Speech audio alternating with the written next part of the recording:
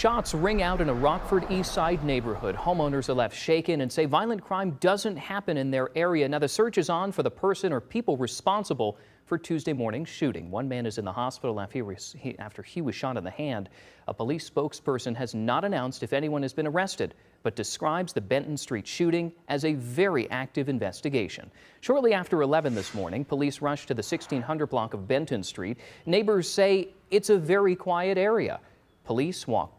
People walk dogs and children ride their bikes. The police spokesperson says officers are still completing reports. It's not clear yet if they have any suspect description.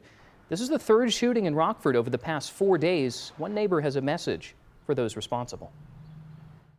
I would say a message for people is stay out the streets. Try to stay in school as much as you can. Read books, just stay in learning. It's really good for you. It can get you pretty far. Do anything you want in life, just always remember, you can do it.